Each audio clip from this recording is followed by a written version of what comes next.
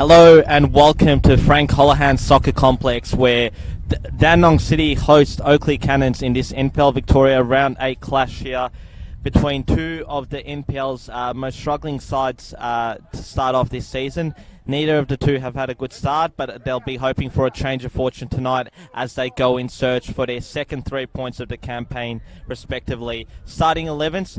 Big change in goal for Dandenong City with Alex Connell replacing Kyle Kennedy. Across the back four, Mark Ochieng, Greg Lombardo, Peter Franjic and Luke Pilkington. You might have noticed that Stephen Topalovic, the Dandenong City centre-back, is out through a groin injury. Across the midfield, they've got Diego Ferreira, Zach Thompson, Anthony Theodoropoulos.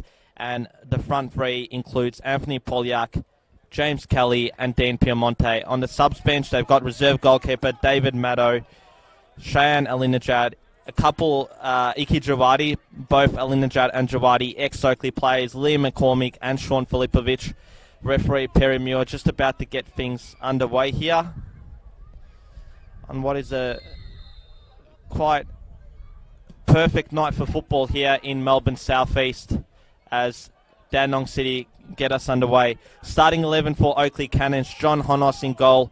Hamish Miller comes back into the starting 11. At right back, Rama Tavsan Chioglu, the Oakleigh Cannons veteran centre-back, is partnered by Blair Govan. Early chance here for Dean Piemonte against his old club, but he manages not to test John Honos there, who catches quite comfortably. Across Oakleigh's back four, as I mentioned, Blair Govan returning into the starting 11. Ryan Pachkovsky at left back. Matthew Fascini goes back into the centre of midfield, where he's partnered by Matthew Green. Joe Guest up in the number 10 role. Epifano and Harry White are the two wide men, with Miloš Lujic back into the starting 11 after starting last week's game on the bench. Subs bench for Oakleigh includes Rory Bryan, Luke Pavlu, Goran Zordic, Wade Decker and Marcus Demanche. My name is Damir Kulash. I will be your co-commentator tonight. Michael Thompson will be joining me. He's just gotten a bit lost, so he'll be only a few minutes away. As Dandenong City look to penetrate and attack here. Nice play by Piemonte, who plays in Thompson, but the offside flag is raised. Of course, mentioned that both these two teams have had poor starts to the campaign. Dandenong City with the solitary win, an away win against Green Gully 3-2, with Anthony Polyak, the hat-trick hero, on the day. Last week, as you might recall, they were 3-0 up against Dandenong Thunder in the Dandy Derby here. Ended up losing at 4-3 in stoppage time in a game that really could have gone either way, with Dandenong Thunder goalkeeper Piers Clark producing a heroic save to deny James Kelly a 90th minute winner. As for Oakleigh Cannons, they've been a bit better in the last 2 weeks. Got their first win of the campaign as Guest launches a shot from range that won't test Connell in goal. Oakleigh picked up their first win of the season a couple of weeks back against Heidelberg in what was an upset and probably saved Chris Taylor's job. Last week, tough circumstances. They were 2-0 down with 10 men. Somehow got themselves back into the game at 2-2 when Bentley lost 2 men in the space of 3 minutes. Guest and Lujic, the goal scorers from the dead ball situation, and then lost it in injury time when Arnold Swev scored the winner for Bentley. Ball picks out here. White, sight netting, goal kick. White pleads for a corner kick, claiming that he got a touch off a Downey City defender, but Perry Muir disagrees.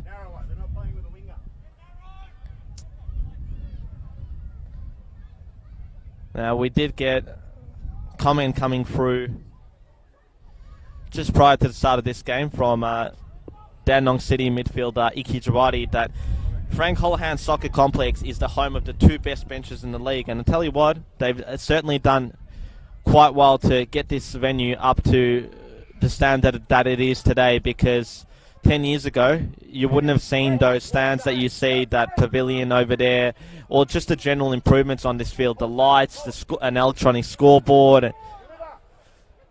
Thompson with the ball here, plays in Piemonte, tries the 1-2, but Oakleigh defender got a touch on there. Pilkington retrieves possession, plays a crossfield ball to Kelly. Kelly to Theo, back in the starting 11 tonight. Plays in Piemonte, up against his old club. What can he do here? He tests Honos for the second time tonight, but once again, safely into the hands of the veteran shot stopper. Guest marauding forward, plays in his compatriot White. It was Green, in fact, who lost possession as Ocheng retrieved it. Kelly, long crossfield ball, searching for Polyak, but Miller's done quite well to shepherd the ball out. Not that the Dandy City bench agrees. They believe that the former Kingston City fullback got a touch on that.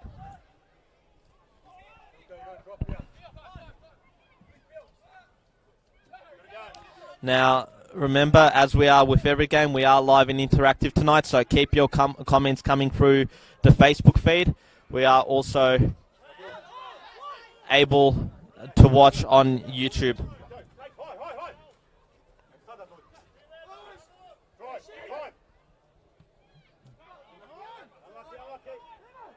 Of course, this one of 3 NPL Victoria games on tonight, including the big Melbourne derby between the two old NSL foes, two of Victoria's most successful clubs in Melbourne Knights and South Melbourne. Give you a score update of that one. As well as also at Olympic Village, Heidelberg United playing a Friday night fixture against Kingston City.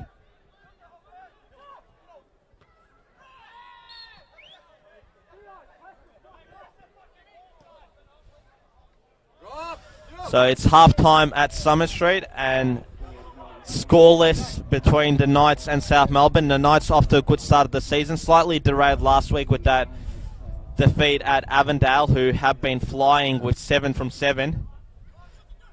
And South Melbourne struggling on the wrong end of the table, and we saw Contangalakis depart during the course of the week as a ball flashes across goal, but ultimately it presents no danger and goes safely out for a goal kick. 5 minutes into the game at Olympic Village, and as you might expect, it's nil or dare. We do also have one other game on tonight in NPL 2 with Moreland Zebras playing Werribee City, and Werribee City have been the real high flyers of NPL 2 West. That one's also kicked off at CB Smith Reserve.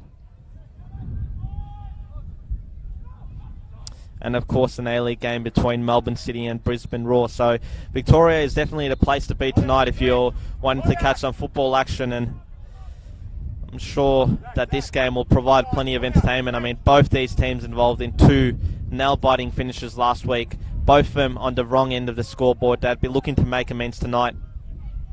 Of course, a big loss for Dandenong City, losing Steven Topalovic, Kyle Kennedy out of the starting 11 as well, Stipo Andrijašević still not 100% fit.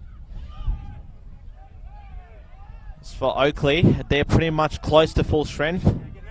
Of course, Thomas Matthews, their captain, suspended after picking up a red card on the hour mark last week against Bentley. And at that stage of the game, it certainly looked like it was going to be a comfortable Bentley win. But out of nowhere, Oakleigh managed to crawl themselves back into the game as Thompson goes in search of Polyak, but the ball's just a bit overhit.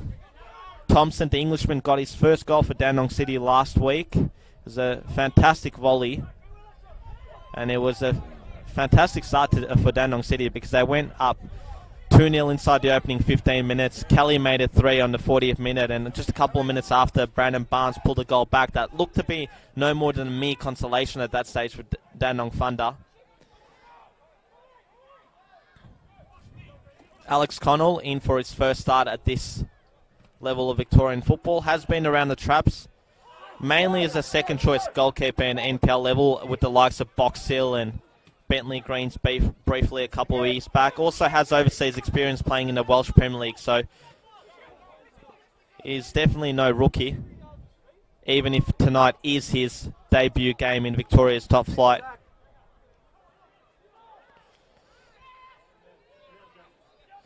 Kelly looks for Theo, who's managed to get a flick on here out wide that pulls in Thompson. Now, ball's gone out for a corner kick. It did strike Hamish Miller's hand, but I think that the contact was largely accidental, and Perimure rightly waves away any Dandenong City appeals for a penalty.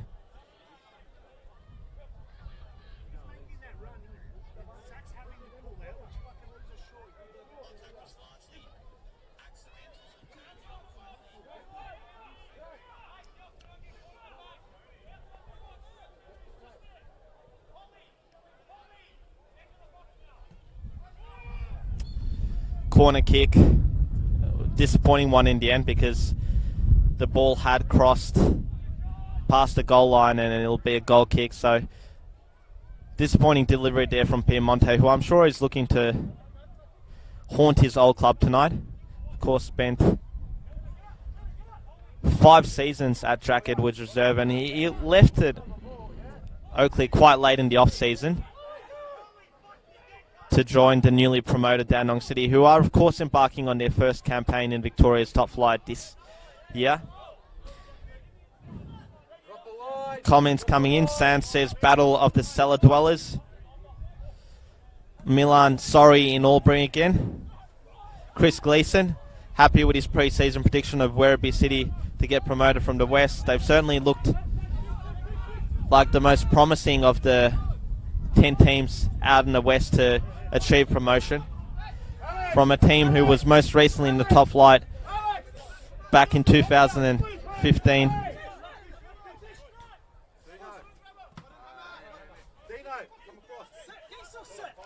Both teams really struggling to create any clear-cut chances in the opening 10 or so minutes.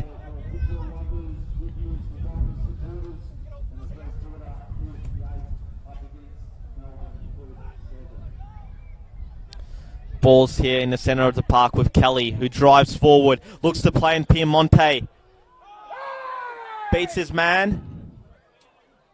Half-hearted appeals for a penalty. Piemonte squares it back in, but Govan heads it out. And Honos, unconvincingly, ultimately manages to claim his hands on the ball. Now, I do see Michael Thompson, our commentator, walking past the grandstand, so he's only a few minutes away from joining us. Of course, Frank Holohan Soccer Complex can be a bit of a maze to get to if you follow the incorrect GPS instructions.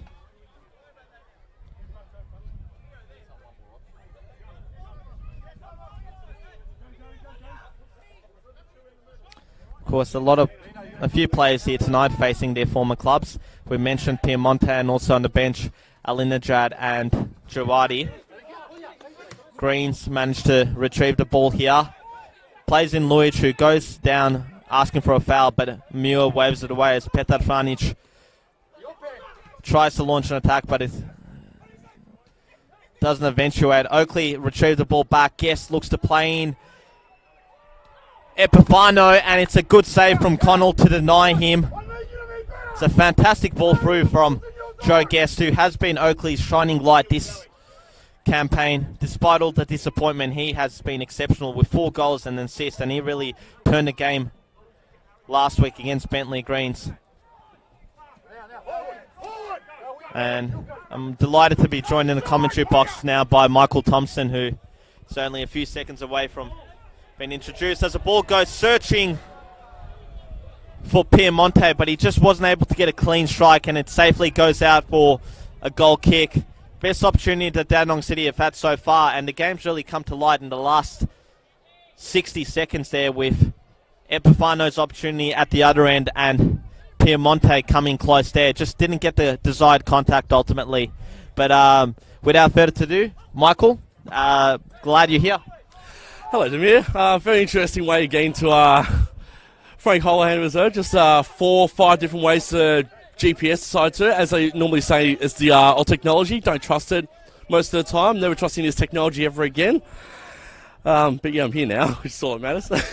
We need to go back to the basics. We need to go back to the old Melways, don't we? I think we do, and that's the one thing that I think is lacking a lot in cars these days, especially is Melways, because there's 3 different ways you can get to this reserve, and I saw a bunch of kangaroos. I'm like, I'm not in the right spots. Well, at least it wasn't the longest of drives for you coming here from Forest Hill, as Thompson looks to play in Theo, who returns to the starting 11 tonight. Of course, talented youngster, previously at Melbourne City Youth and Northcote City.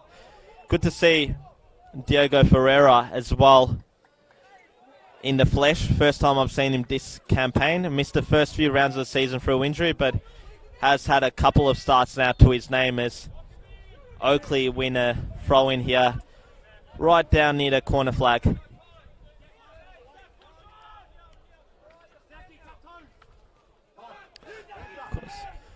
Thompson with the ball. Polyak. Ferreira's pass was a poor one. And Green was able to... So, ball goes through, searching for Epifano, but he's offside. Oakleigh thought they'd caught Dandenong City off guard there, but it wasn't to be, with the linesman's flag going up at the right time for the hosts. And not sure if you heard it over the loudspeaker, but Heidelberg United have taken a 1-0 lead over Kingston City at Olympic Village. You'd imagine that would be a straightforward home victory for Heidelberg United, who are quite impressive at Olympic Village. Yeah, Heidelberg United have done really well, and Kingston City right where Dandenong City and Oakleigh Cannons are at the moment, languishing in the bottom three of the ladder. And Kingston City would love to steal a point at Olympic Village, definitely Demir from Heidelberg, but it's going to be tough because they play the Village very well. Yeah, they've certainly made Olympic Village quite the fortress over this NPL era, as Thompson has the ball once again. Was looking for Polyak, but he didn't make the run, and he's had to go backwards to Franic, who combines with his ex-Mal Victory teammate Ferreira. Pilkington got fouled there, caught by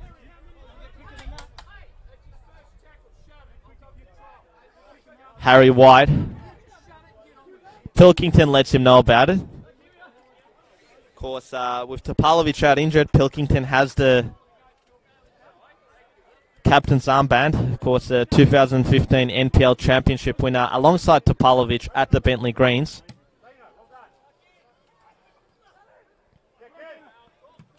Piemonte with the volley, but just had too much on it, and ultimately it won't trouble Honos in the Oakleigh goals now. Michael, I think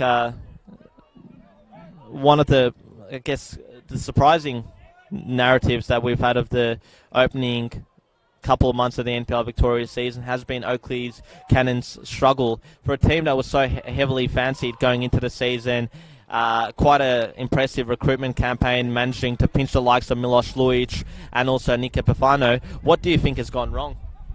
Well, we did this game. We did the Oakleigh Cannons game a few weeks ago, actually, Demir, with against Kingston City, and we did talk about their woes. Yet they somehow seem to get a lot of the Hellers greats over from South Melbourne to Oakleigh as they're trying to press in here.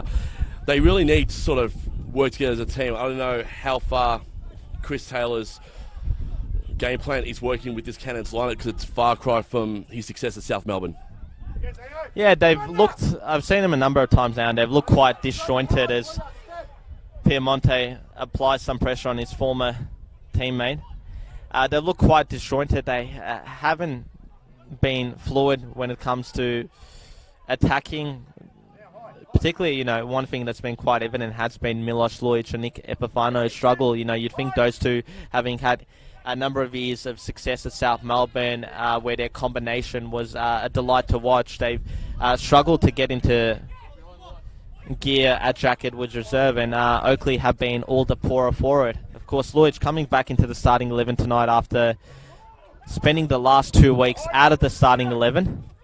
Definitely made an impact last week, where their game plan changed to really lumping balls long into Lujic and the likes of Decker when they were introduced in the 70th minute, and they almost pinched a point out of an unlikely situation there. As for Dandenong City, as we mentioned, it's really been a tough start to life in the top flight. Was talking to their team manager prior to the start of the game, and it's very much a case of the mistakes that you make in NPL2 you aren't punished for, whereas here at NPL Victoria in the top flight level, teams certainly hurt you with that, and they found that out on the opening night of the season. Against Avondale, they lost that game 4-1. They've had a bit of ill discipline as well, with key players getting sent off at key moments that hasn't helped them, as well as a lot of injuries. They are also missing tonight Braden Mann, who was one of their key off-season acquisitions from the Devonport Strikers in Tasmania. Of course, we have mentioned Topalovic, Kennedy, Andrijašević. They've got some quality on the bench as well, with the likes of Jawadi, McCormick, Alinejad, and Sean Filipovic. So if they need a goal later on, I'm sure that they can find one off the bench, but it just hasn't been their season so far. Have you seen much of Dandenong City, Michael? I've been keeping up on social media with both Dandenong and Oakleigh. I know that, in particular, Dandenong City did have that 4-3 defeat to Dandenong Thunder last week in a 7-goal shootout, which could have gone either way, but it's been fantastic so far to see how far City can go as well. And like as you said, it hasn't been good for them so far, top flight footy, but as I say, like, you know, if you make the mistakes now, because the NPL Victoria, like the top tier competition, is a bit more stronger, and the Cannons almost getting an opportunity at goals over there. Yeah, good alertness there from Alex Connell, who, as I mentioned earlier, is making his NPL Victoria debut in the top flight. Of course, spent much of his time at NPL land, really, as a deputy goalkeeper. Gets his chance to impress tonight, and he'll be definitely looking to make an impression. There's an air swing, ultimately manages to find the head of White, but his header wasn't going to trouble Connell. And just going back through the starting 11s, Michael, because I know you've missed them. Connell in Dandenong City goal. Back for Ochieng, Lombardo, Petar Franjic, Luke Pilkington. In midfield, they've got Diego Ferreira as the holding midfielder, with Zach Thompson and Anthony Fio playing a bit further forward. And the front three is James Kelly, Dean Piemonte, and Anthony Poliak, who Poliak, despite not getting on the score sheet and being on the losing side last week, I thought he had an exceptional game with 2 assists to his name. Starting 11 for Oakleigh, Honos in goal, Hamish Miller back into the starting 11, as is Blair Govan, who partners Rama Tavsan-Chioglu in goals, in defence, Left back is Ryan Pachkovsky, who continues on in that unfamiliar position. In midfield, we've got Matthew Fascini, who's just tried to play in white, but Connell safely retrieves it. Fascini and Green, the 2 holding midfielders. Guest as the advanced midfielder. And the front 3 includes Epifano, Milos Lujic, and Harry White. And one early observation that Željko Kuzman and the Dandenong City coaching staff made was that Oakleigh Cannons weren't playing with any wingers, and it's definitely quite a narrow formation to kickstart the game. It's interesting, we mentioned Dandenong City's impact players. Oakleigh have a few up their sleeve as well, with the likes of Goran Zoric, Wade Decker, who probably should have given Oakleigh the lead last week at 2-2, and also Marcus Demanche, who, since scoring against Kingston in that game that we did commentate, Michael, hasn't seen much action. Restricted to a few substitute appearances that, wouldn't have totaled more than 15 minutes in the end. Absolutely, and Danny C have got the ball back through the debuting Alex Connell, and I'm looking forward to seeing the debuting keeper for Danny City. And what do we know much about Alex Connell in his first game? He's an under-20s, isn't he, generally? No, he's a bit more experienced than that. As I mentioned, he earlier on, he was first time he really caught my eye was as a second-choice goalkeeper at Box Hill United in 2014, deputising for Alex Pavlidis late on in the season. At one stage, he was signed by Bentley Greens. I'm not sure how long he stayed there to be deputy for Ryan Scott, but he also had a bit of an overseas experience playing in the Welsh Premier League. So he's definitely got experience under his belt, and it's not like you're just putting in a under-20s rookie for his first game where the nerves might be there. Connell certainly is more than a mature age rookie. It's going to be good to see how he goes for Danny City tonight, and it's probably more must-win, more game for Oakleigh Cannons, I'd say, Demir here than Danny City. Danny City would love to at least steal 1 point, but probably maybe more or less upsets the Oakleigh Cannons, as I'm still trying to catch my breath from my mouth on here. But for Oakleigh in particular, they're definitely looking like they want to start winning games as well, because 8 weeks into the season, they've got to start moving if they want to sort of be taken a little bit seriously, if they want to make their way up the ladder. Most definitely, as Oakleigh plead for a foul in the centre circle, but referee Muir just waves those appeals away. As I said, we are live and interactive tonight, as we always are, so keep the comments coming in. Shout out to NPL commentating expert, Burun Slimani, who is giving a shout out to Kieran Dover on his 31st birthday. I'm not entirely sure that Kieran himself is 31, but we'll take Burum's word for it. Wasn't too long ago that Dover was in the Mel Victory youth team, and I am sure that they definitely don't allow mature age rookies there. Vlado is saying, come on, Hajduk. Of course, and an action-packed night for Victorian football with the big derby between Melbourne Knights and South Melbourne, as well as that clash at Olympic Village, and also an A-League game, as well as an NPL 2 game. So definitely Victoria a place to be tonight if you want to catch some top-level competitive football. Joe Guest to take this set-piece free kick now for the Cannons. Good opportunity for them. He crosses it in. Looked like White was the one on the back of that header, but the debuting Connell again, too easy with the hands, and easy save for Dandy City. And also mentioned as well that there's also AFL action happening as well, but that's for another code as well. But it's good to see a lot of football playing tonight as well. Like I know there'll be a decent turnout for Melbourne City, Brisbane Roar out at Amy Park, and as said to me as well, Guest's got the ball on broadcast side. He'll pass it in through the middle. The referee blows the whistle. Well, yeah, one of the real striking features of Oakleigh this season, despite their struggles, has been the dead ball threat of Joe Guest, who, as I mentioned earlier, has scored 4 goals so far this campaign. Puts in deliveries that I think are quite exceptional and that give defences quite a lot of trouble, as did that one there. I'm not sure if it was, in the end, whether it was White or Blair Govan who got the header in, but it forced Connell into a save. And when you always, get a header on target, it's got to get the goalkeeper thinking. But overall, despite their struggles, Guest has been a shining light amongst all of it. It's just now really up to, I guess, some of their more esteemed names, some players that have plenty of runs on the board at this level, the likes of Pepafano, the likes of Luic, to really kick into gear. And also, when you look at a player like Wade Decker, that only a few years ago was in the A-League with Melbourne City, you'd expect a bit better from him, particularly with that opportunity that he had last week, where he really could have turned the game upside down had he given Oakleigh a lead in the 86th minute.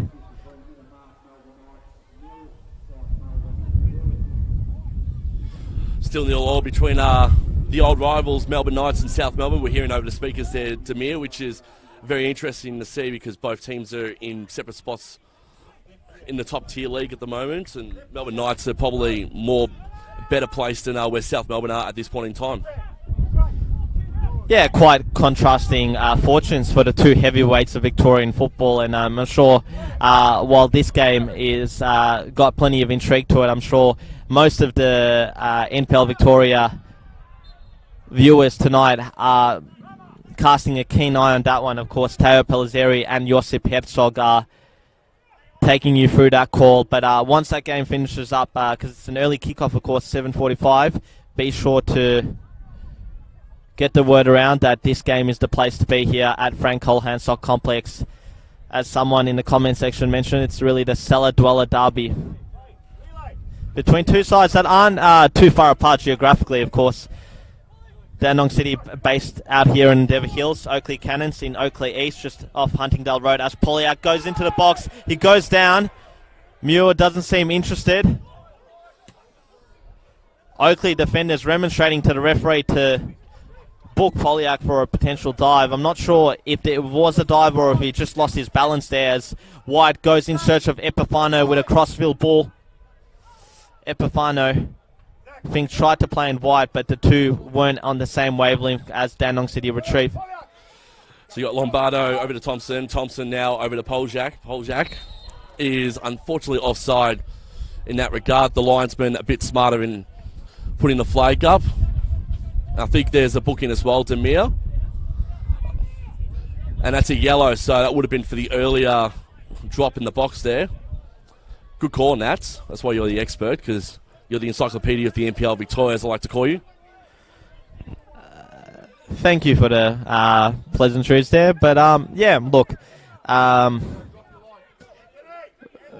Terry has seen that as a simulation, and I guess the correct call is made if he has in fact dived to win a penalty there, if he's been given a yellow card. Now Polyak up against Tavsanchoglu there, who'll play in Honos.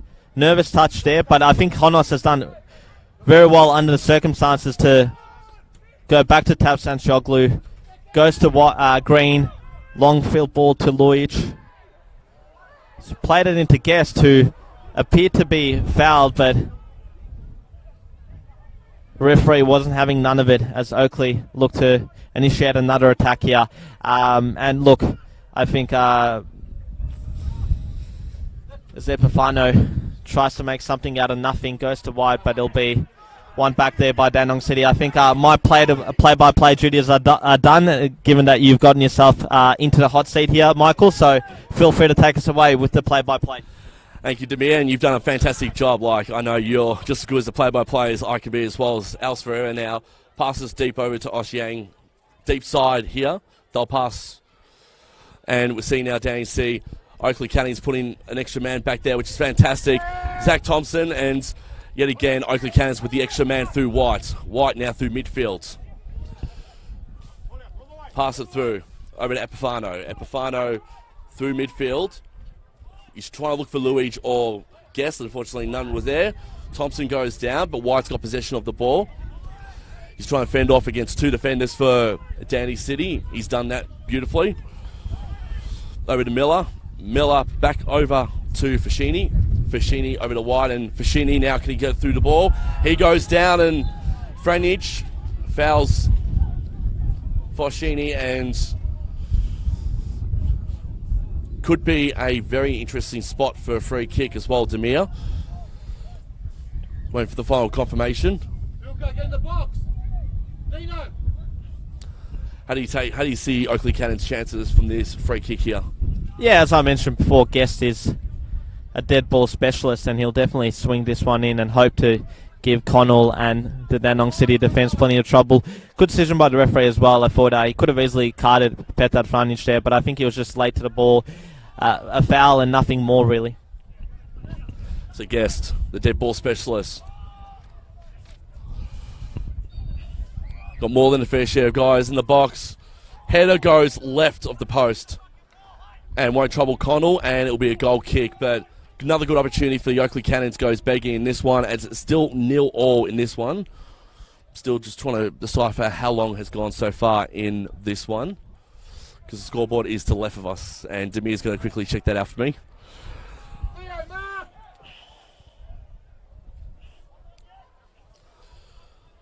So we've got 32 minutes in this one for the corner. Corner goes deep. Oh, good shots. Didn't trouble Connell at all, but almost a scoring opportunity there for the Oakleigh Cannons in this one.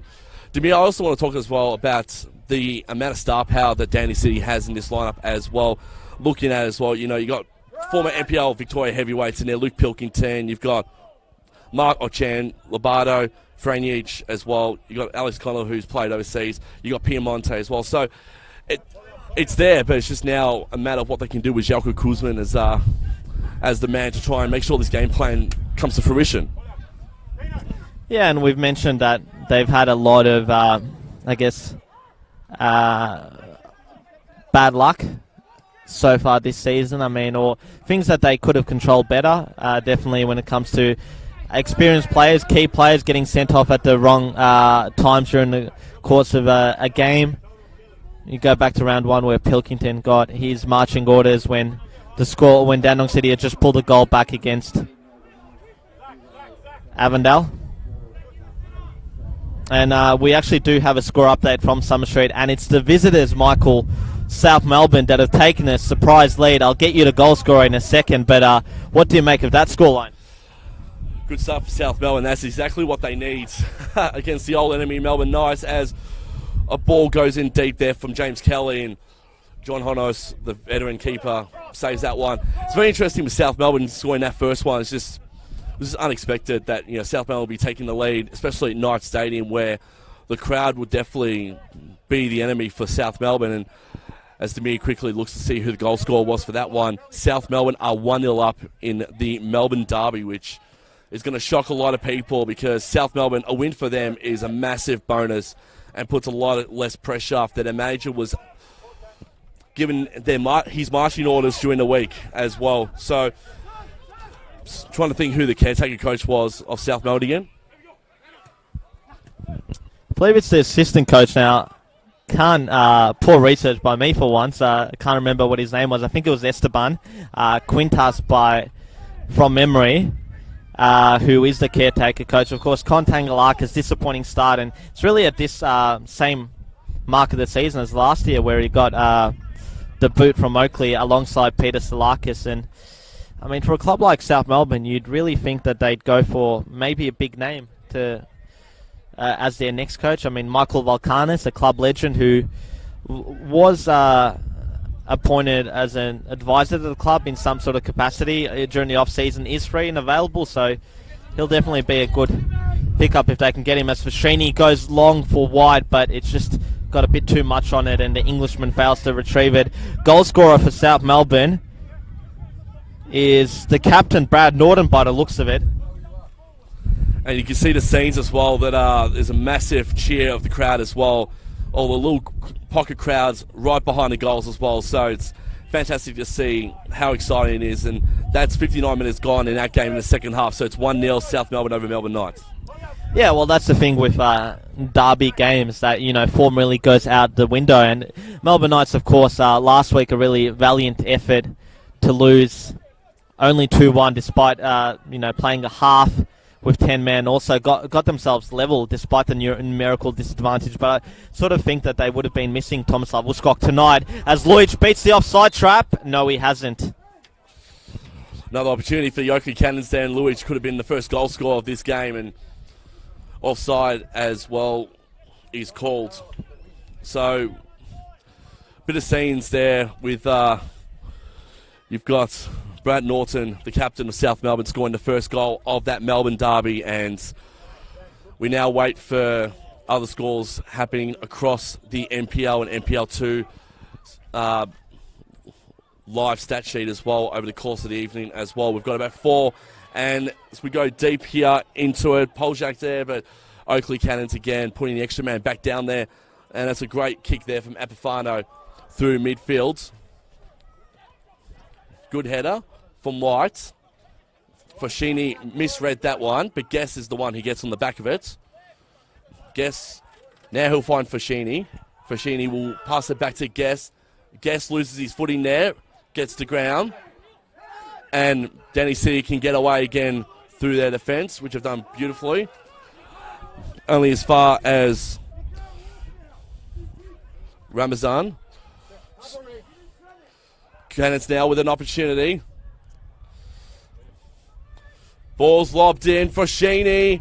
Couldn't juggle that, and the ball goes over, and I think the wind's playing a little bit of havoc as well, because the wind is blowing to a south by southwesterly breeze, if I am not mistaken. Thanks, sir. Definitely the expert in that regard. I haven't got that up on you. Bit of a negative for Oakleigh here with Joe Guest down, and he has indicated to the bench that his night is up, seemingly. I think seems like he's holding his hamstring, so that will be a big loss to the Oakleigh Cannons if he were to go down. Of course, Guest, Oakleigh's key man so far this campaign. Of course, Liam McCormick, Aniki Jawadi walked past us on the bench. Of course, 2 players that have previously piled their trade under the Cannons coach, Chris Taylor, at South Melbourne. Of course, Jawadi did have a spell at Oakleigh Cannons a couple of years ago. Rather unsuccessful. As we also see Dandenong City club official Philip Valentich give us a wave.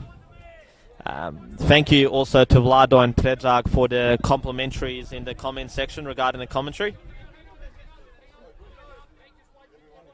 But as I've said earlier, live and interactive tonight, so keep the comments coming in. Question that I'd put out to everyone out there is why these two teams have struggled so far this campaign. I imagine both teams would have had loftier goals coming into the season. Of course, Dandenong City's would be to avoid relegation, but they don't want to really be troubled by it. 7 rounds in, certainly looks like they're in for a dogfight, as is Oakleigh, who would have probably had championship aims. As City tries to go deep and through defence, and this is sort of Jelko's biggest test, I think, to date. Like, I know Jelko from my time at St. Albans, working in their media department there, and he's one of the nicest guys you'll ever meet, as Poljak is deep and far, and a bit of a fight there with Fashini, and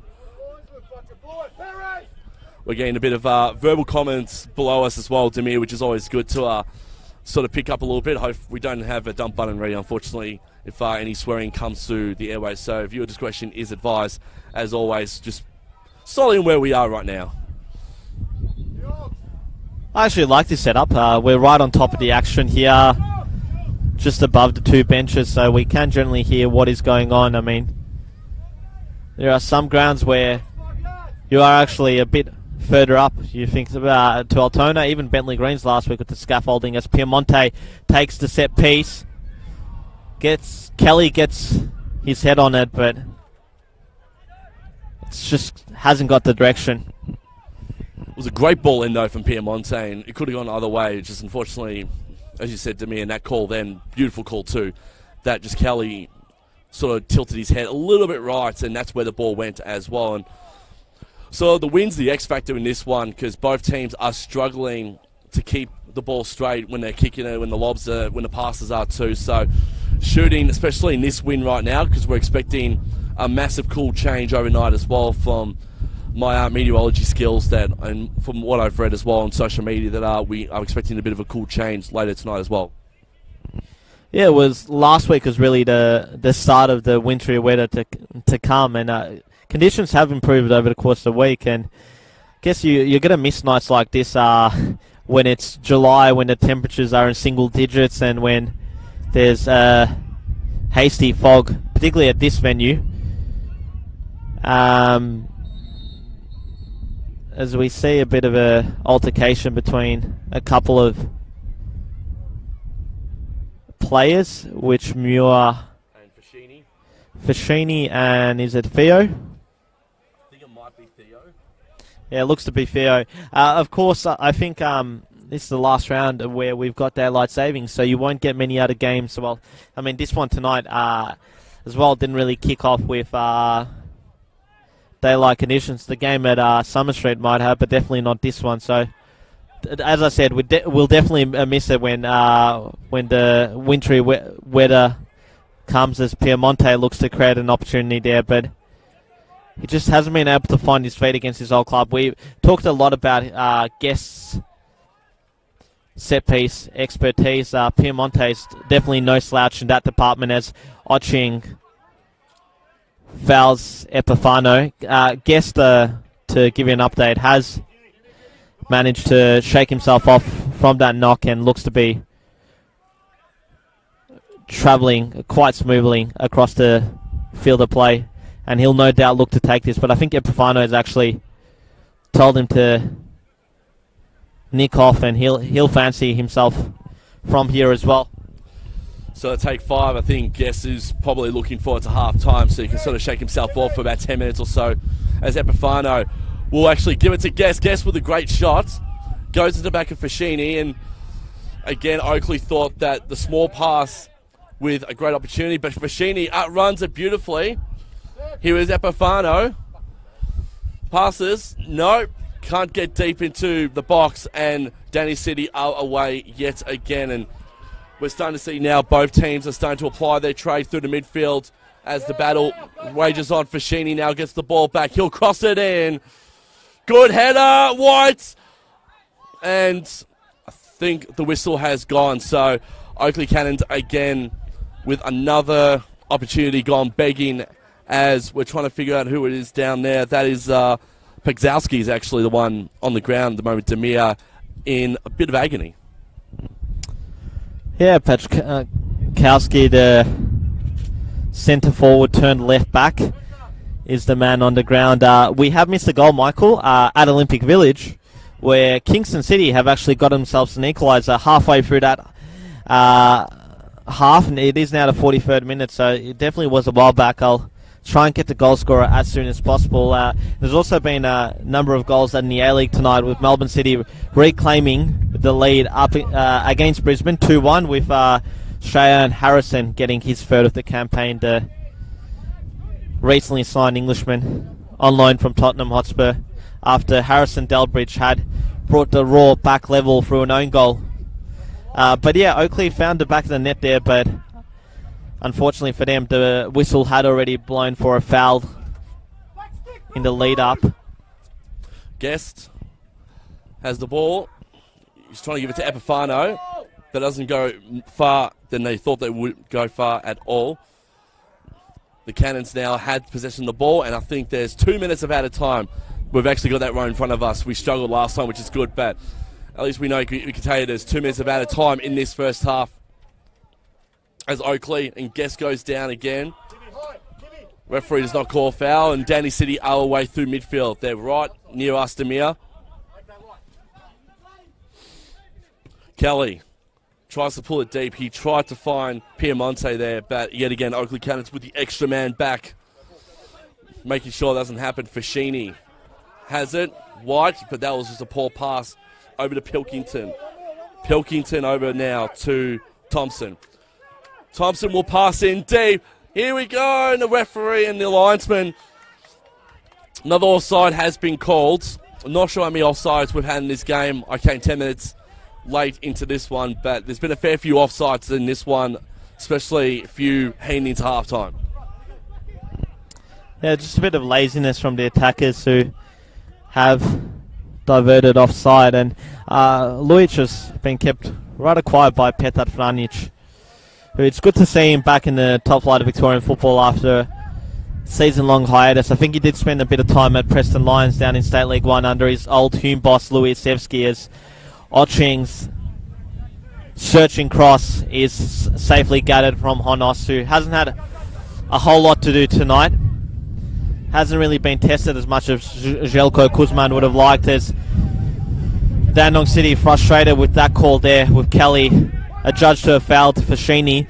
But Oching, for a player that was in the A-League not too long ago and who had a decent cup run last year with the Adelaide Comets, which took him all the way to the round of 16, national round 16 that he is. I think he's been a bit of a disappointing signing for Dandenong City so far.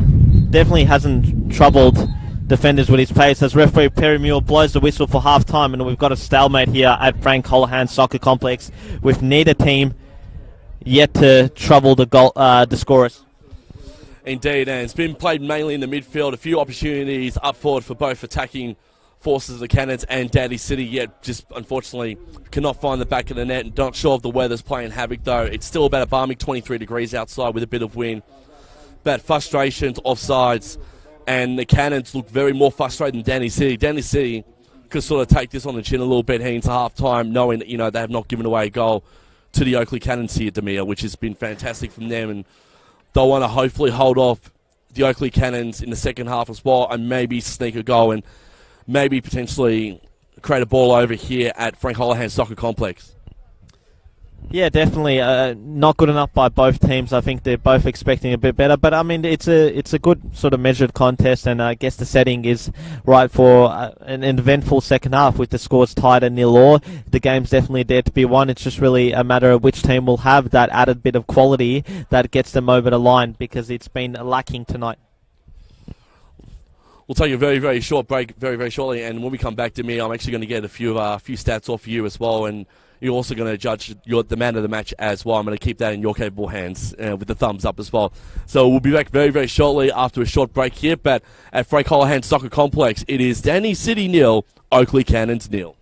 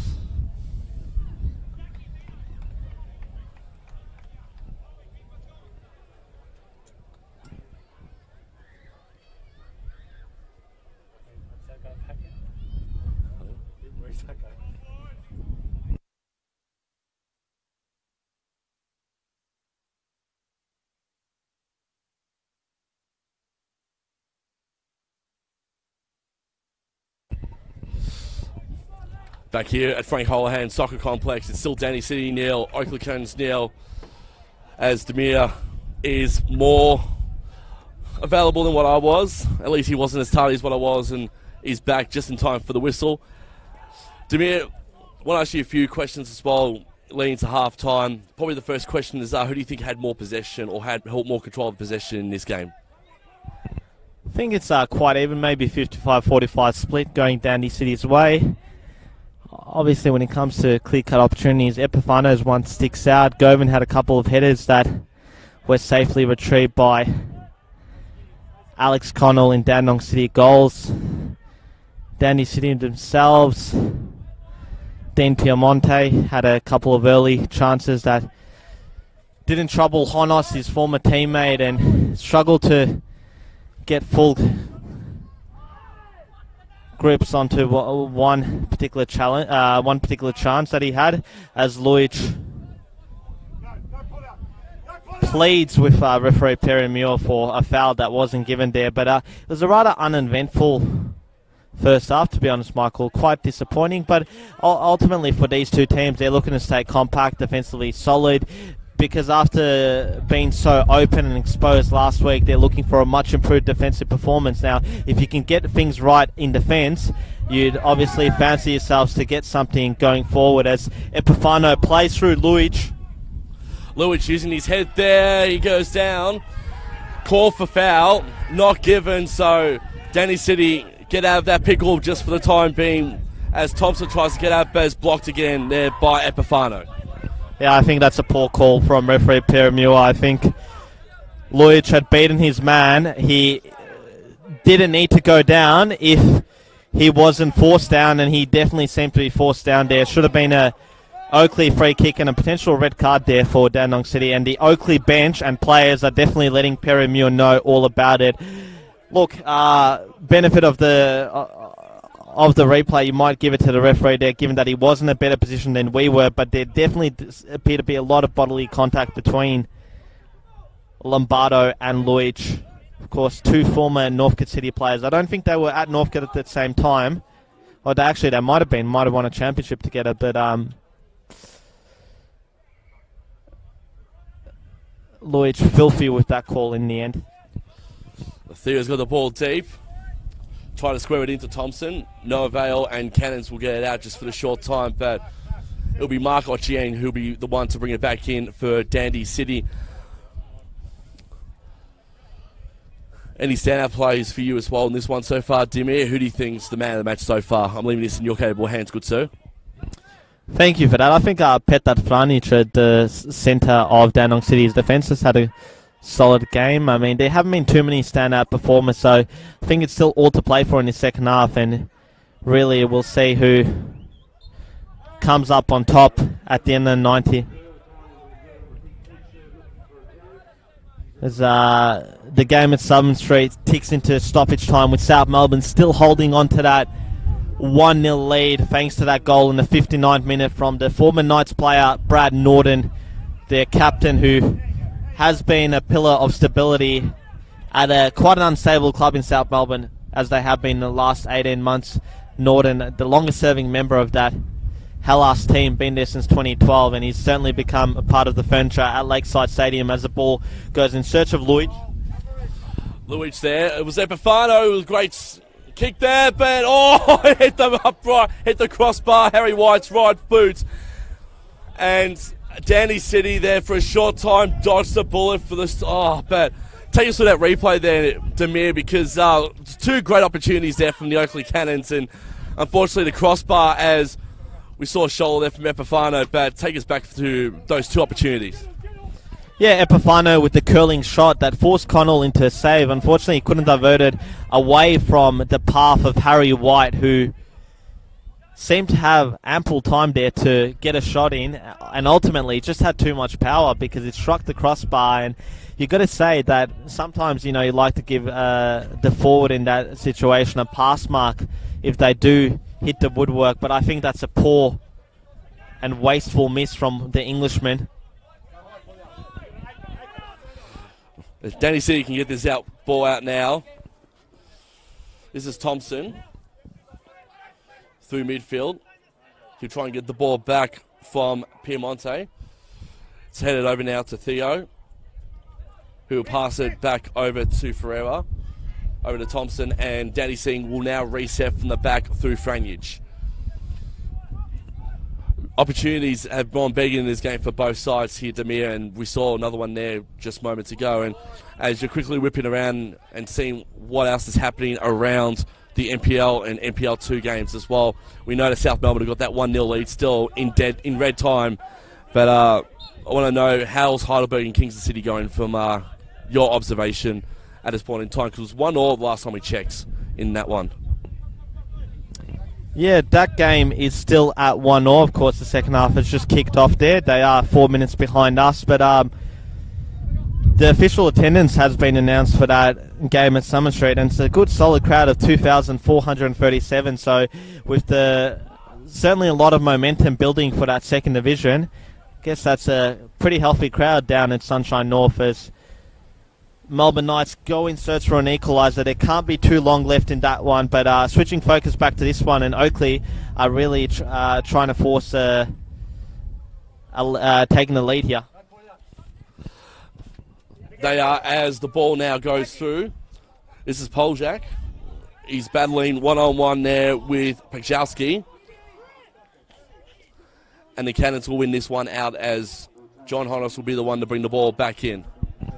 And right on cue, loudspeaker confirms the result at Summer Street with South Melbourne, a massive 3 points for the Oceania Club of the Century there. And given that it's a clash between a club of Croatian origins and a club of Greek origins, Oakleigh would be looking to complete a double sweep in that regard tonight if they can get a win here away from home tonight as Guest marauds forward. Guest goes forward. He's still got possession of the ball. What can Guest do? He's been fouled, has he? Yes. Free kick going the way of Oakleigh Cannons, and it's right on the tip of the box here, Demir.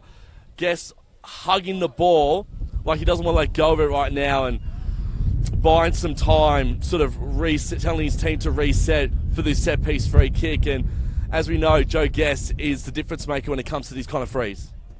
He's done tremendously well to get himself into that position because he slalomed his way through the Dandenong City defence. I guess the coaching staff might be disappointed that he was able to get so far forward in a real sort of rugby/gridiron way.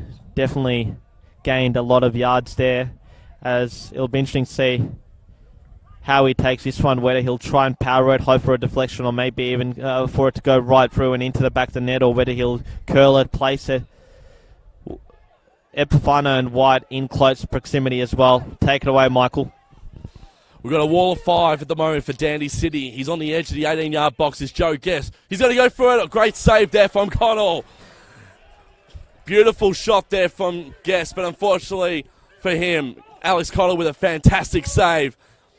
As Father Ochieng tried to get it out, but couldn't in the end. Epifano is trying to get through the last Dandy City defender and couldn't in that instance, but Foschini will bring the ball back in. They're getting close to Oakleigh, and I've said this a lot to me. I'm sensing that it might be a goal in some capacity in the next few minutes. I'm sensing that, we're not that far away from breaking the deadlock. Speaking of goals, a big goal at Olympic Village, and would you believe it, Kingston City have taken the lead against Heidelberg United. So when they went 1-0 down, we thought it was going to be quite plain sailing for the Burgers at Olympic Village, Fortress Olympic Village, but it hasn't been the case, and credit Kingston City and Nick Tolios' side because they've taken a lead there, a shock lead, and Heidelberg, not the best of starts to the campaign given their high standards, but it certainly hasn't gotten better tonight with that result in progression. With that game at Summer Street over, if you've got friends or family that are watching that one, tell them to glue their eyes into this one because there definitely appears to be a lot of angst and tension in this one now with Luich, again, not happy with the treatment that he got from Mochieng there as Oakleigh get closer and closer to getting the opener here. Guest had a lot of power on that one, but Connell was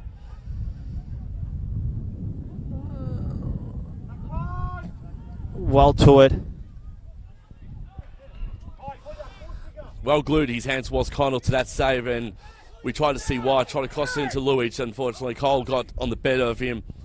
But that's a big one as well if Kingston City can knock off Heidelberg to Demir, because I know Kingston City are probably a point in front of the Oakleigh Cannons at the moment in third last. But it's going to be very interesting to see how the ladder takes shape after the end of tonight as well, as Oakleigh Cannons will reset from the back, as I think we're about to get our first change of the evening too from Zelko Kuzman's side here right in front of us.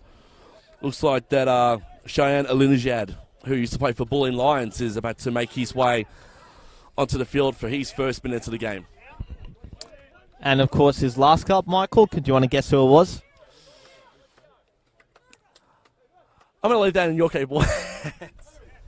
I did ask for a reason. His last club was Oakleigh Cannons. He did spend a year or so at Jack Edwards Reserve before switching down the M1 to Frank Holohan Soccer Complex and signing for Dandenong City midway through last season.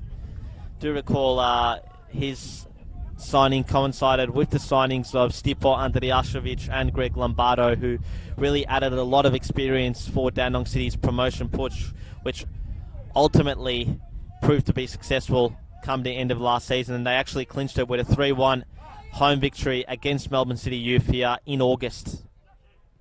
As Thompson goes for goal, and your namesake almost got the opener there, as Alinejad is about to come on here for Anthony Polyak, who has had quite a low-key night.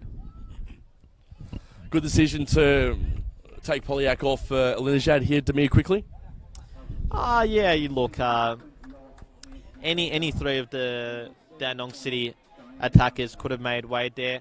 I guess Alinejad, given that he is a right footer, spent a lot of time on the right flank, whether it's at right back or a right midfield, is going to be, it's always Polyak would be the preferred option to take off in that instance. And it'll be interesting to see whether Alinejad, a bit like Norton, can come back and haunt his old club tonight. Alinejad, no stranger to finding the back of the net, and has done so well for Oakleigh Cannons and Bulleen Lions over the course of his illustrious career now at Dandy City, as he comes on for his first minutes. And Oakleigh will be the ones to bring in Luich there, who try to go with the header. A foul's been tried to be called there. I think it was a battle between White and Franjic. Referee has waved it off, and the Cannons will throw it back in.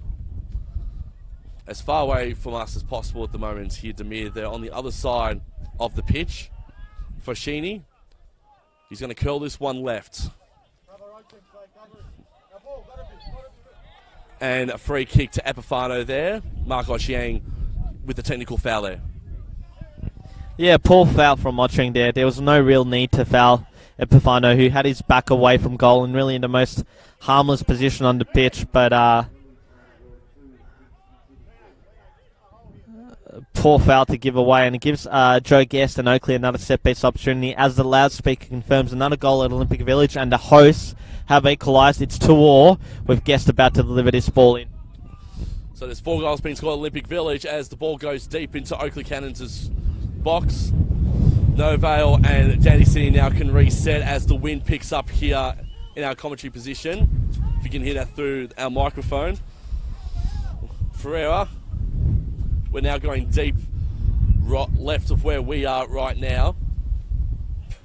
Dandy City through Pilkington, their captain.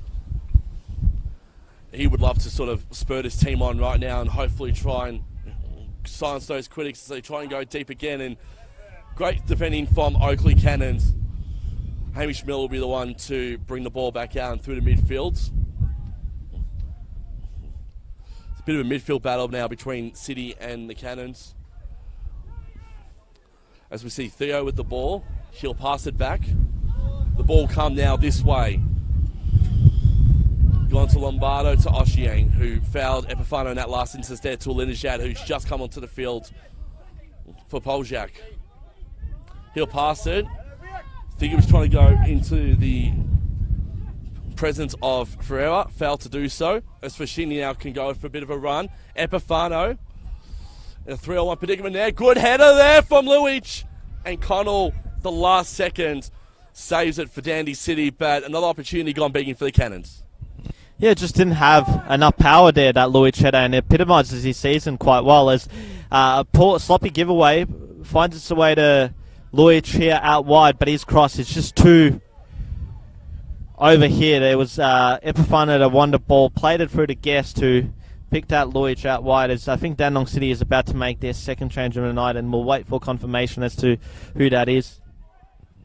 So Oakleigh Cannons definitely have more shots on the clock than Danny City in this one, and still can't find the back of the net. Danny City are just holding on through defence at the moment. That's just their midfielders are the ones that are doing all the hard yards as they go through midfield right now. Alinajad is yelling for the ball from where we are right now. Quick switch there from Dandy City.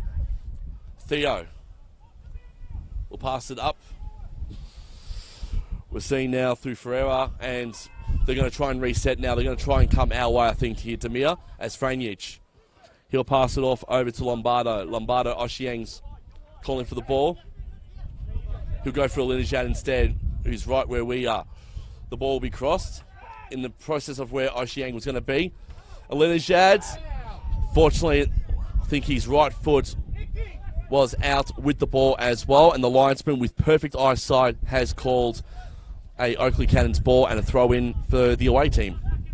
And we've seen one former Oakleigh Cannons player into the pitch against his old club in Cheyenne, Alinajad. We're about to see another one with Iki Jawadi about to enter the field of players. He's been summoned from his warm-up, and he's been given his coaching instructions by Dandenong City assistant coach Steve Bebic. All to play for here at Frank Colohan Soccer Complex, with the game still locked in a stalemate. Oakleigh have definitely started the better of the two teams, with the likes of Lloyd and Guest, as well as White, coming close.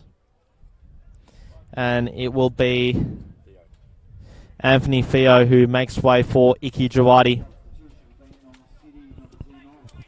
Jawadi's coming on now for Danny City for his first minute. So Danny City have one left to play in the substitutions. Oakleigh Cannons still haven't used any of their subs in this one so far, as Jawadi with his first touch thought he was going to keep it in, but the ball will head back, and Pachowski will be the one to bring the ball back in from the side that we are currently on, the sideline, as he throws it in. That ball goes high. Pachowski will get the left boot on it, and that will go far, far out from the left side of the post, and it's a goal kick, an easy one, as it's still 0-0 here at Frank Holohan Soccer Complex between Danny City and Oakleigh Cannons. In other news, we've seen a ball over happen at Knights Stadium about 15 minutes ago, with South Melbourne defeating old rivals the Melbourne Knights 1-0 through a Brad Norton strike in the 59th minute. So 3 points to the Hellers, and they're going to be celebrating long and hard in tonight, that's for sure. For them, being Melbourne Knights is almost for them winning the grand final. Yeah, given the start that they've had to the season, of course, didn't get off onto the best of notes with that opening night loss away from home to Bentley Greens, but I guess there's no shame in losing to a star-studded and well-coached Bentley Greens team. They picked up 2 consecutive wins off the back of that, as ball finds Alinajad at the back post to Thompson, and Dandenong City have the lead, and it's Zach Thompson who has 2 from 2, and he's fired Dandenong City into the lead against the run of play. Fantastic stuff there. Great assist there from Alinajad, and great call in there as well, Demir. Zach Thompson with the left foot in the left side of the net as well, and Dandy City has officially broken the deadlock in this one, and it's 1-0, and we might have another ball over here to start match week 8 as well. So Dandy City could potentially have the ball over on the Oakleigh Cannons, and if the Cannons lose this one, there's going to be panic stations for Chris Taylor and his mob. Yeah, most definitely, and I guess I'll echo the instructions that have been made from the Dandenong City bench. The next 5-10 minutes is important, because they really got to maintain and consolidate this lead. They've worked so hard to get in front, maybe against the run of play, given the opportunities that Oakleigh have had in this second half so far, but ultimately duly rewarded in the end with Zach Thompson getting his second goal in the space of a week. It's good play from Malinajad, who ultimately benefited from that slip-up from the Oakleigh defender there. I think it might have been Blair Govan or Pachkovsky. I'm not too sure which one of the two it was, but Oakleigh find themselves in such a difficult position for them, and they really need a game changer there. As I mentioned, they do have the likes of Goran Zordic and Wade Decker off the bench, as well as Marcus Demanche, who did score that equaliser in the game that me and you called at the Grange Reserve about a month ago against Kingston City. It's a late 87-minute equaliser from a game that Oakleigh really didn't have any right to steal a point from, given how bad they were that night. And tonight, although they have been better, particularly in terms of creating opportunities, they just, again, have been quite wasteful. We remember that White chance. Luich found himself in a fantastic opportunity, but just wasn't able to generate enough power on it. His direction was well placed, and Pachkovsky's gone down there. I think it was actually Guest as Fashini strikes from outside the box. Guest asking Perry Muir question as to whether there was a foul in there, but Perry, as he has said most of the night, said that there was nothing in it. And leaning back to that goal from Danny City too, and you're right there, Demir, it was just the defence sort of was caught napping, and Linajad found Zach Thompson in a little bit of space, and Zach Thompson had enough space to get that first goal, and that's been the Achilles heel for Oakleigh Cannons all season, is that the defence hasn't really gelled too much under the tutelage of Chris Taylor, and that's definitely one thing that they definitely need to improve in their game plan, as they're going to try and go deep again. Danny City, could they get a second goal here? Got to be stopped temporarily, but it could go back into Danny City's hands. It does. Through Jawadi. Jawadi's got the ball back. He'll cross that into Zach Thompson, who would love to look for a brace. And Oakleigh Cannons again will try and reset from the back, and they'll need to get out and get as deep as possible. And Franny will be the one to get on the back of that one over to Connell, and great reset there from Dandy City, and they're really controlling this one, I feel, over Oakleigh at this point in time. Yeah, and they've been the more proactive of the two teams when it comes to introducing subs off the bench. And Oakleigh Cannon, just as we say that, Oakleigh Cannon's goalkeeper / assistant coach, Boyo Yevdevich, has gone over to the fourth official and given him a piece of paperwork to signal the introduction shortly of Wade Decker, who I think you'd probably fancy will come on here for Harry White potentially. Might even be Milos Lujic, but I think they'll keep Lujic on. As Tavsan plays in the long ball, Lujic has gone down once again. Perry Muir is having none of it. Bachkowski now for Oakleigh Cannons will kick it nice and long. And we're about to see Oakleigh Cannons' first change very, very shortly. Connell has the ball in his hands. Ball go deep yet again through midfield. You're right, though. It'll be Harry White who'll be the one to take a breather in the coming minutes as well. And Wade Decker will make his first appearance as another opportunity goes big in there. Zach Thompson lost his footing, couldn't keep possession of the ball. As for Sheeny now. Here we go, Guest. Opportunity here for Oakleigh Cannons. Can he beat the two defenders? He can. He spins around. He's inside the box. Goes to Epifano. Epifano had an opportunity, and yet again we're seeing Oakleigh Cannons trying to find an opportunity, but Danny City putting that extra man back. Yeah, great defensive work from Iki Jawadi to actually get the ball away from his former South Melbourne teammate and good friend Nick Epifano there. Once again, great play by Joe Guest, who did well to beat the offside trap and slalom his way forward, but just found himself up against the Dandenong City wall as Hamish Miller concedes a really poor foul to give away as Decker's about to come on. So Wade Decker will come on, and Harry White's game will come to an end. A few opportunities from Harry White in this one. 2 shots off the crossbar. We saw about 5 or 6 minutes ago. Could have given Oakleigh Cannons the early leads. But I think Harry White You got to put it down though, Demir. He actually hasn't had that bad of a game as well. Yeah, he hasn't. I mean, but as a striker, your job is to score, and when you're presented with an opportunity like that, you need to take it. And Harry White would be quite disappointed with the overall outcome. And that's the thing with this Oakleigh Cannons team, with quite a lot of firepower up front. If you're not performing, there's plenty of players on the bench who can take up your position. And I guess it's a good opportunity now for Wade Decker to get himself back into the starting 11 if he can come on and make an impact here. Of course, they still have Goran Zoric up their sleeve, who is quite a diminutive wide forward / winger that can cause defences plenty of trouble through his trickery, and also Marcus Dimanche, who has probably got one of the best goals per minute ratio in the NPL this season. Epifano over now. Great shot there from Wade Decker. It's 90 seconds on the field, and yet Alan Connell getting the cheers from the fans in the grandstand. But Wade Decker showing how dangerous he can be when he comes off the bench. Yeah, Epifano did all the hard work there, and at the end it wasn't given the due reward because Decker's final ball delivery wasn't great. I think he had a bit more time than he actually thought. Could have squared it even back to Epifano at the top of the goal square, and he actually put his arms up in frustration to just signify how disappointed he was. And I guess, you can look at that one or two ways. You can look at it as a player simply in the heat of the moment, just getting frustrated that his good work wasn't rewarded. But I must admit, it's not the first time we've seen that from Epifano. I did see that happen a number of times, and in fact it was after Wade Decker's decision-making last week in the dying moments of the game that he also wasn't quite happy and throwing a few dirty looks there. So maybe that tells us the state of things in the Oakleigh Cannons dressing room at the moment, because if they lose tonight, it definitely won't be a harmonious place to be, I can tell you that. So we're seeing a foul there Epifano wanted to call the foul there, he couldn't. Alinejad passes over to Mark Oshieng. He'll pass back to Alinejad, who assisted that last goal in the lieu of Zach Thompson. Alinejad now's got a bit more space with him.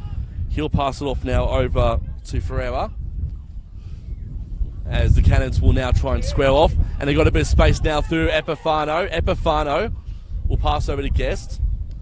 Guest, he'll pass the ball deep to Matt Foschini. One-on-one duel over there. Foschini taking on Pilkington. And it's the captain of Danny Singh who wins that duel. Score update from Olympic Village, and Heidelberg United have come from behind to take a 3-2 lead. Harry Noon with his 5th goal of the season to give the Burgers the advantage there after Tom Cahill had been credited the equaliser. Sean Ellis got there first of the night, sort of halfway through that first half, in the 7th minute actually. It was halfway through that first half that Kingston got an equaliser. We're yet to find the identity of the two Kingston goal scorers, as Dandenong City played for a free kick there, but it's been waved away. I think Perry Mew has waved away double the amount of free kicks that he has tonight than he's actually given him, so it's definitely been a busy night for the official. Zach Thompson has the ball now for Danny City, but he finds a wall of Oakleigh Cannons defenders and they can get out here. Paksowski now has the ball on the broadcast side where we are. Luich is at the moment in the midst of two defenders. Alinejad has the ball back now for Dandy City, and Dandy City are doing well. They're playing the ball very slowly with their possessions, which is great. Oshiang trying in the back of that one. It was too deep and it's a goal kick, but it was smart thinking at the time from Alinejad, as Oshiang's speed did not get the better of him there, as we're seeing the final substitution here, which I'm going to give over to Demir to let us know who's coming on and off. Yeah, Diego Ferreira's night is done, and Lee McCormick comes on to replace him. So I guess that just tells you where Dandenong City is at the moment in terms of what they want to do. They want to consolidate this lead and really hold on to the win. Of course, the other outfield change that they had on the bench was Sean Filipovic, who is a forward. I'm not sure he's exactly 100% fit, but he won't be making an appearance tonight as Decker. And it's a goal to Milos Luich with the tap in, but Wade Decker will take that. And the Decker, but Oakleigh Cannons have equalised here, Demir, and it's 1-1 at Frank Holohan Soccer Complex. And All I'm going to say is that a great lob from Wade Decker, and Milos Lujic just wanted to make sure that was in the back of the net as well, but I don't think he actually got boot to it. So I think the goal has gone the way Decker, and Oakleigh Cannons have squared this one back up. Yeah, I was saying it a few minutes ago that Wade Decker, if he can definitely make an impact off the bench, he'll be a good chance to start next week, and he's definitely put himself in the frame. But more importantly, in the short term, he has given Oakleigh a lifeline back into this contest, and it's now 1-0. It's all to play for again. Just as we were saying, the Dandenong City was looking to hold on to that lead with that McCormick sub. I guess those plans have gone to shreds there as Lujic tries to play in Epifano, who's turned away from Mochieng and played it in the middle to his former South Melbourne teammate in Fashini, as Miller on the right-hand side looks to launch a cross in. Cleared away from Pilkington. So Oakleigh Cannons getting that equaliser, and Miller will bring the ball back in now to Wade Decker. Back to Miller. Miller to Guest. Guest try to be creative, try to put the ball deep into the box.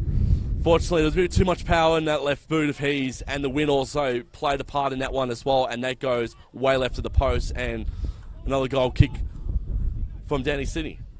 Yeah, there was a bit of confusion amongst us too with that goal there in terms of who the goal scorer was. I'll take responsibility for being the cause of that confusion, Michael. I think you did well in the call itself. But yeah, Wade Decker with his first goal of the season, and he'll definitely be hoping that's a case of when it rains, it pours in terms of the goal charts, because he's, as I said, it was only a few years ago that not only was he on the books of Melbourne City, but he, of course, scored on his A-League debut up in Sydney in what was a 1-1 draw in the opening round of the 2015-16 season. Had a few more games under his belt, but I think he then suffered a long-term injury, and we really didn't see him for a good for over 12 months out in the football field. Returned to action in 2017 for Green Gully, and it was last year where he made the switch to be a bit closer to his, I think, Wheeler Sill base by joining the Oakleigh Cannons. Cannons with the ball in possession, and it plays into their hands a little bit here as Epifano's got the ball and he'll pass it to the right of the wing for the Cannons. That you look at the star power that we've spoken about a few times on the course of the call tonight here, Demir. They've still got players like Dimanche or Gordon Zoris to bring onto the field as well. So in a 1-1 position, Oakleigh Cannons could sort of sit pretty a little bit, bring one of those players on, and potentially could be the X factor if they come on late in this game.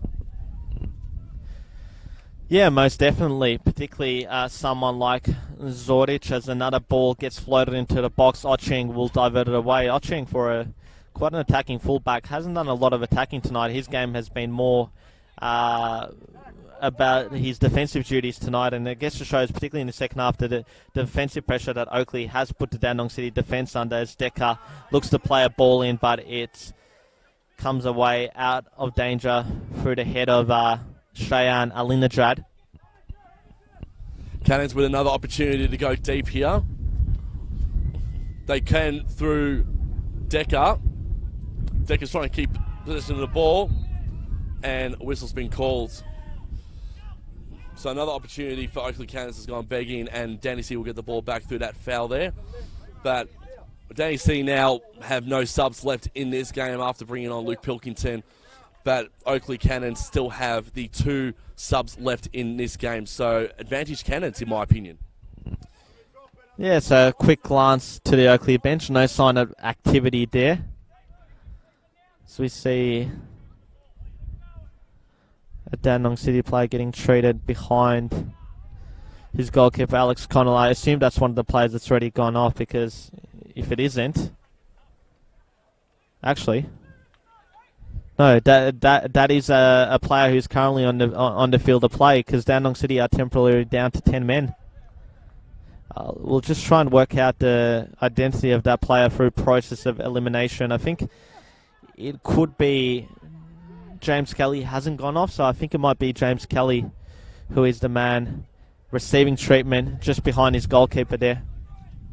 I think it is Kelly who's receiving treatment, but this is the numbers game now in favour of the Cannons, as they can now bring the ball through Epifano, and they'll try and reset from the back, as I think it is Kelly. I'm going to get Demir to confirm this. Yeah, it does appear to be Kelly. Have they made it 3 subs too early? Because you'd hope for Dandenong City and for Kelly's sake that he can come onto the field of play. But if not, it's a massive opportunity for Oakleigh Cannons with that numerical advantage if it does ultimately eventuate into that, as Epifano finds Guest. Guest will put that deep in and was trying to find the head of Luich, and Connell yet again with the magic hands saves that ball. Taps Luich on the back saying, not just yet, not just yet. I've got your number just for now. It's still 1-1 here, as Kelly is going to try and get himself back on, and here's an opportunity now for Dandy City. Can they get a second goal? That was close to Piemonte, and you can see Mark Ochieng's reaction as well, and the Dandy City bench right below us as well, Demir. They thought that Piemonte's goal was going to go in, and it would have been 2-1. It's a massive moment. Big opportunity for Piemonte there, and you would have had odds on for him to score in that moment, but it wasn't to be the case, as it flashed just wide. Probably needed a bit better placement in hindsight, but another good sign for Oakleigh Cannons as Kelly all patched up and all raring to go as he re-enters the field of play. So we're back to 11v11 here, as Oakleigh keep possession here at the back, as Guest now plays in Epifano. And you hear Jalko yelling back to normal, knowing that, you know, Kelly's back out on the field. That, as you're right there, Demir, it is now 11 versus 11, and I think might have been maybe strapping the ankle a little bit, maybe a little bit of soreness for the Achilles. I'm not too much of a doctor, but that's from what I can see from my sight line there, as the Cannons can try and go through Epifano. Oh, great little ball there from Decker. Was trying to find Luich, but too much power on that little short chip there, and into the hands of Connell yet again. I'm going to ask you a question, Michael. If we do get a winner from either of these two teams, do you think it's going to be curtains for the manager on the losing end of the result? Because, I mean, if Dandenong City end up losing this, they will be last after 8 rounds. They, I think, still might be last, even if it does end up being a draw. And Oakleigh Cannons, I mean, if they do end up losing this, I think they do go outright last end themselves. So you definitely wouldn't want to be either coach on the losing end of this result, given the expectations, particularly on Chris Taylor. I know with Kuzman, I guess his situation has been exacerbated by the injuries, suspensions, and I guess a lot of missed opportunities and wastefulness from Dandenong City that probably might not have been punished in NPL 2, but certainly been punished at this level, and they've been found wanting. This could make or break a coaching career in the midst of this game, as Epifano will be the one to take the free kick. He'll lob the ball in deep. Connell will get on the back of that one. 4 plays for the Cannons, as I can see. Decker was in the box there comfortably. Guest was in the box temporarily as well. We also had Luich as well, but none of them could get near Connell, and Connell was able to save that one. Yeah, still no signs of a second or third Oakleigh change from their bench, as Guest follows up Miller's good work, finds Decker. We'll go back to Guest. He'll launch a shot here, but it just got too much height on it. It was always flying over. The assistants for Danny C are telling the fans, I think, to take it easy a little bit. And Jalko,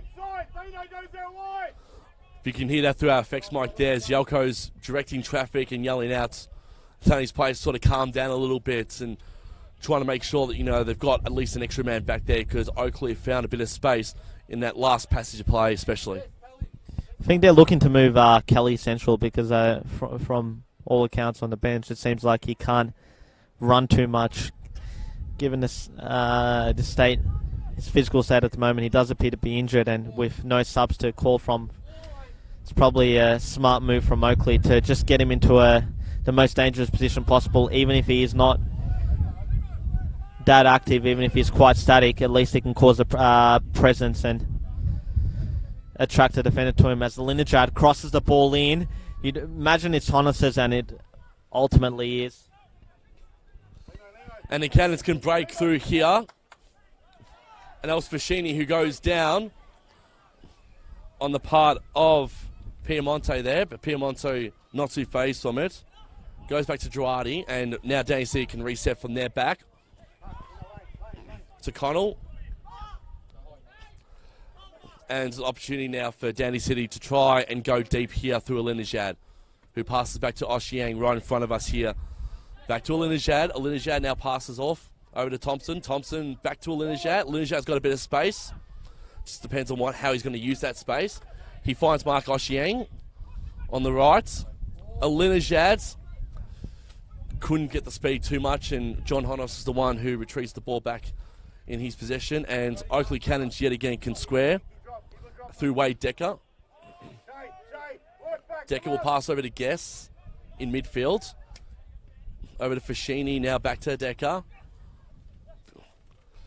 He's had a massive influence since coming onto the field, Wade Decker, being the goal scorer for the Cannons to equalise this one. Guest has a bit of space with him. He'll cross the ball in, looking for Milos Luic, who run for the ball as the ball looks like it's about to tinker out. No, it stays in for a very short gasp, but the flag's gone up, has it? Referee's waved it off because DC have, and you can hear Chris Taylor's not too happy on the bench either there in front of us, Demir. As Joe Guess had the ball, and Franjic now can try and get it away for the short time. And the Cannons will bring the ball back in through Joe Guest over to Epifano. Back to Guests. And the ball goes out again and the Cannons throw in.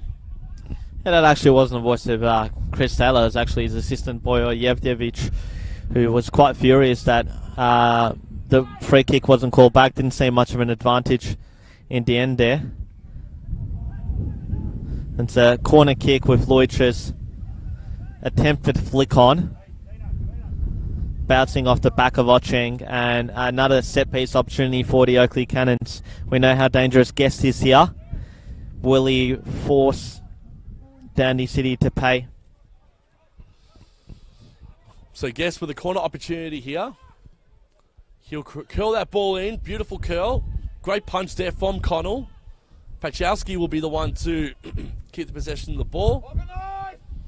And he'll bring the ball back in for the Cannons. And they're going to try and reset from the fence here, the Cannons, before they try and go forward again. Smart opportunity here. As great curl in there through Blair Govin. And almost an opportunity there for the Cannons. And yet again, another opportunity goes begging at the last minute. I think it was Decker again who was on the back of that one.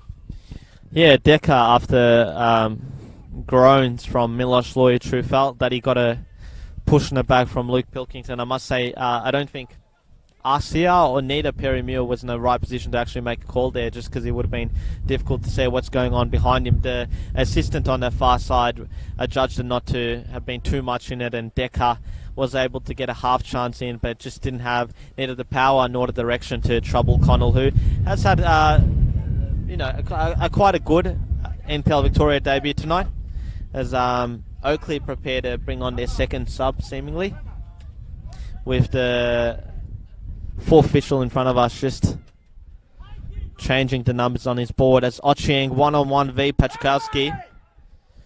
Just too strong there, the Englishman, and Ochieng goes in back and he fouls him, and he's asking Perry Muir where the free kick was in the first instance. I think Perry Muir has the yellow card in his hand, and he's telling Ochieng to come to him. If not, he's going to get a red card, and Ochieng Julie does so. Otherwise, it would have been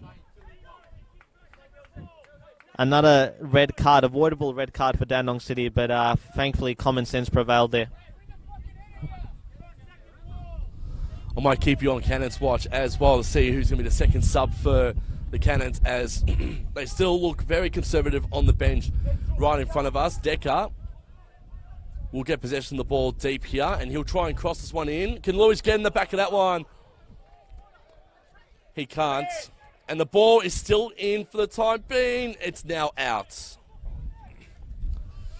And Connell tried to keep that ball in, but Pachkowski will throw the ball back in for the Oakleigh Cannons. And there's a bit of lapse in judgment there from the Danny City defence in that one. On the edge of the corner flag is where the throw will be taken for Oakleigh through Pachkowski. He's yelling instructions. He's trying to get... He's going to try and bring it in deep. Good header. What can the Cannons do through here? Deck was Fashini, actually. And 3 minutes of added time has been added to this game as well. This game's gone so fast. We've actually hit the 90th minute here, Demir. And it wasn't actually a substitution that the fourth official was getting ready for. It was actually the 3 minutes of added time. And to be honest, I'm a bit surprised because it doesn't seem too long ago that Oakleigh got that equaliser through Decker. But close to 15 minutes has elapsed. And a bit surprisingly, Oakleigh are still keeping their trump cards on the bench unutilised, which is quite surprising given that both Zordic and Demantre can give you something off the bench. Particularly such an experienced campaigner like Goran Zordic, who had a good night a couple of weeks back against Heidelberg United, where he really pressed the Burgers' defence for the full 90 there. As Alinejad goes in search of Ochieng, but just the ball is overrun, and it'll give Honos an opportunity to launch a goal kick. I think that'll be it. It'll be just the one substitution from the Oakleigh bench as we enter the last 2 and a bit minutes of play here. I'm not sure if that's a smart decision on the head of CT, but we'll find out very shortly as Danny C will get the ball back. Lewis puts his hands up going, what was the free kick for? He's just as shocked as I think a lot of the Cannons are, and still they're not going to bring on a substitution.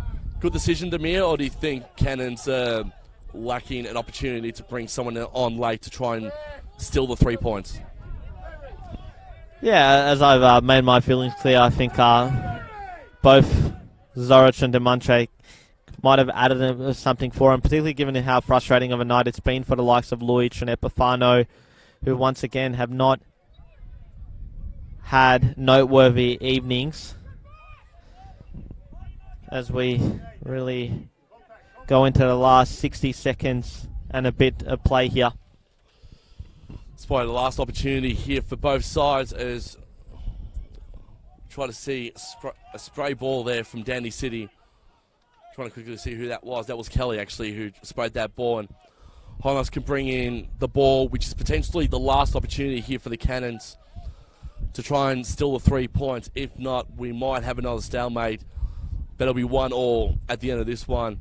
Second half's been a bit more entertaining, a bit more free-flowing than the first half, that's for sure. It's been good to see both teams have a bit more of an attacking prowess on both sides. And referee has called the whistle, and it is 1-1 at the end of this one. We saw a goal through Zach Thompson to open the proceedings up here in the second half, and then it got cancelled out by a Wade Decker lob, which looked like it was a Milos Luic tap-in, but Decker was given the goal to equaliser for the Oakleigh Cannons. And Demir, we've got a few minutes left before we were signing off. Post-match thoughts on this one, because the Cannons had a few opportunities in the first half, had probably more opportunity in the second half as well. Danny City had their fair share of opportunities as well. Who do you think is the biggest loser out of this one? Oakleigh, given the amount of opportunities they had in that second half, particularly early on in that start of this second half where White hit the crossbar, Epifano tested the goalkeeper, Luic had a header, Guest with the free kick opportunity, and even later on you saw Decker and Fashini not too far away from getting a goal, but ultimately it wasn't to be. And Dandenong City, I mean, look, they're the home team. They want to pick up as many points from home that they could have gotten, but again, it's another disappointing, or a night of what might have been for them, because they were in that commanding 1-0 position. They had a chance to, even at 1-1, to get a second goal with that Piemonte chance that flashed across goal, but it wasn't to be. And point shared, I guess both teams would be quite disappointed. It really just depends on how they view it, whether it's a case of glass half full or glass half empty ultimately. But in the context of their seasons, it's a point that neither team would be too happy with. And quickly as well, we'll go through the scores of the other games happening around the grounds as well. South Melbourne defeating Melbourne Knights, probably the biggest ball over tonight as well. Heidelberg was 3-2 up against Kingston City. I don't know if that score has changed or not, but we're currently in the 90th minute and it's 3-2 Heidelberg United, so that game is in red time as well. We'll quickly have a look at the rest of the games for round 8 as well, real quickly before we sign off. Green Gully versus Pascoe Vale. Who have you got on this one? I'm going to go for a draw. Altona Magic playing host to Bentley Greens. Could go for a boil over in that one, and Altona to beat a Bentley Greens team that is severely depleted through both injury and suspension. Hume City getting the home crowd advantage against Avondale at ABD Stadium tomorrow night. Not sure if it's much of a home ground advantage, given that Avondale did play 3 games there last year in the FA Cup national stages at ABD Stadium. So I'm going to go for Avondale to make it 8 from 8. And, of course, Dandenong Thunder, who Danny C know very well. They're taking on the Port Melbourne Sharks at George Andrews Reserve. I know Port got a big win last week against Hume City, but I think Thunder, with the momentum of the 3 points last week and at home at Dackland Stadium, will be a home victory for the 2012 treble winners. And, of course, Danny C have another home game coming up as well against Altona Magic here next Friday night. And Oakleigh Cannons, again, will have to go in trouble. This time they're going to travel up to Port Melbourne to take on the Sharks to JL Murphy Reserve. But at the end of the game here, it's full time. It is currently, we've got a quick one here. It's just a correction, and this one's bad for me and you both, because we've been told that it wasn't Wade Decker that got the goal, that it was in fact Hamish Miller. So apologies to Hamish Miller for missing that one. Forget all we said about the confidence boost that might have been for Wade Decker. But good to see Hamish Miller on the score sheet. First game back into the starting 11 tonight after a few weeks sitting on the bench, so I'm sure he'd be quite happy to get himself on the score sheet. Full time here at Danny Singh as we correct that one. Thank you, Demir. I think both our eyesights are failing us at this point in time. We'll bring binoculars next time for both of us, that's for sure. It is Danny City 1, Oakleigh Cannons 1. Both teams sharing the points here at Frank Holohan Soccer Complex.